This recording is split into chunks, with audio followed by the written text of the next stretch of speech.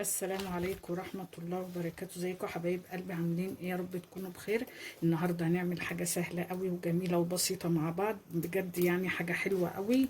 ووصفة النهاردة بتاعتنا معتمدة ما شاء الله عليها، وسهلة ومكوناتها بسيطة وطالعة بسم الله ما شاء الله. سكرها مظبوط، مش محتاجة اي حاجة ولا يعني طريقة تحضيرها سهلة، ولا محضر طعام ولا خلاط. عمايلها سهلة جدا قوي، واحنا هنا بنقول عليها في مصر الباستا فرورة، او بعض الناس بيقولوا عليها حجر القلعة.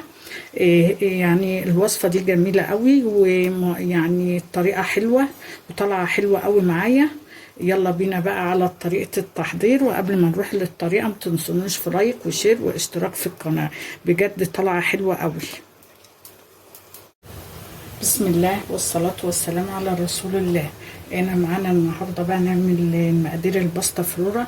معايا 3 كوبايات من الدقيق، ومعايا بيضة واحدة بدرجة حرارة المطبخ، ومعايا هنا نص كوباية زبدة، ومعايا نص كوباية سكر، ومعايا مربى للحشو بالشكل ده، وباكت فانيليا، وبيكنج باودر. هنحتاج كمان معلقة خل. تمام، نسمي الله. معانا هنا البولة، انزل فيها بالزبده بتاعتك. الزبده طلعيها شويه عشان ايه تاخدش منك وقت، وانت ايه بنفرق معاكي، يعني لما غير ما بتبقي مطلعاها من التلاجة وبتاخد وقت ايه على ما تفك معاكي. تمام، انا مطلعاها طبعا الدنيا حر ففكت معايا بسرعه بالشكل ده. هنزل عليها بالسكر بالشكل ده. مش هنستعمل ولا مضرب كهرباء ولا الخلاط، المضرب العادي اليدوي بالشكل ده كده. تقلبي، ولو استعملت السكر البودرة بيبقى احسن برضو ويدوب معاكي بسرعة. انا هنا مستعملة السكر العادي بتاعنا. هبدأ بقى الف فيها كده شوية على ما السكر يدوب فيها بالشكل ده.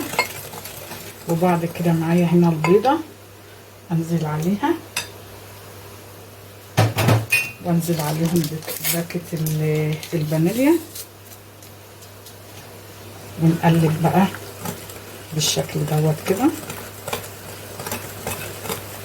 بسم الله ما شاء الله، ربنا يحسن ما بين ايدينا. اللهم صل وسلم وبارك على سيدنا محمد.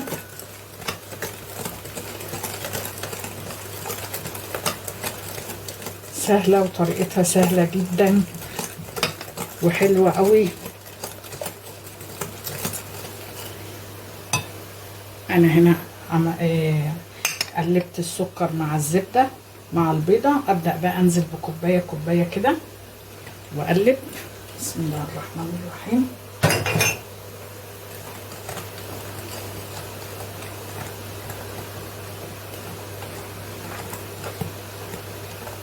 هي مش عايزة عجن، انا بقلبها بس كده.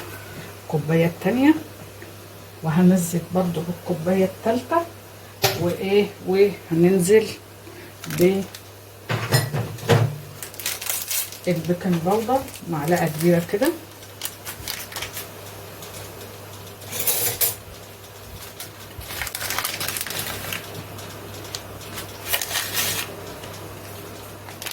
تمام، ابدأ بقى اقلب بقى كل المكونات دي كده مع بعضها كده بالشكل ده.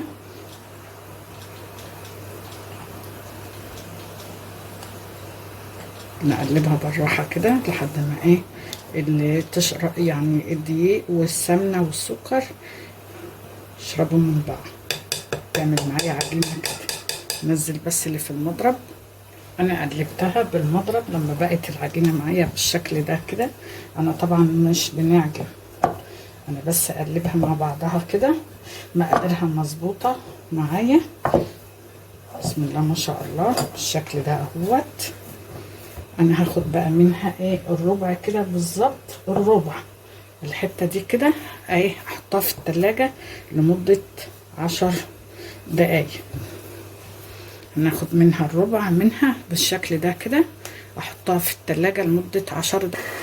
انا هنا يا بنات فردت العجينة. ولازم الصينية اللي تستعمليها تبقى الحواف بتاعها عالية بالشكل دوت. تمام. معانا هنا بقى المربى. انا معايا هنا مربى فراولة. ابدأ بقى ايه اكسيها كده بالفراولة، احشيها بيها بالشكل ده.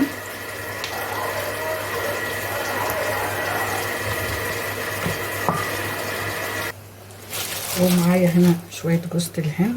دي حاجة اختيارية، يعني اختياري لك. حابة تحطي المربى بس ماشي. انا حبيت احط شوية جوز الهند كمان بالشكل دوت. تمام. معايا بقى الربع العجينة اللي انا عندها في التلاجة. ابدأ بقى بالمبشرة وابشرها كده، اكسي بيها العجينة كلها بالشكل ده كده ببقية العجينة اللي انا كنت عيناها. حاولي بقى ايدك بقى في الصينية بحيث ان انت تكسي كل الصينية والحشوة تكسيها بالشكل ده كده، يعني ما تخليش ايدك في منطقة واحدة في الصينية كده. بقى يا بنات الصينية بتاعتي جهزت اهي، ادخلها الفرن بقى ونشوفها بعد ما تطلع من الفرن مع بعض. الصينية بتاعتنا يا بنات خرجت اهيت. نسيبها بقى لما تبرد خالص. كل ما تبرد كل ما تديكي تاخدي منها احلى قوام. بسم الله ما شاء الله. جميلة قوي. هي بقى في صينية مدورة هنقطعها بالطريقة ديت. بسم الله الرحمن الرحيم.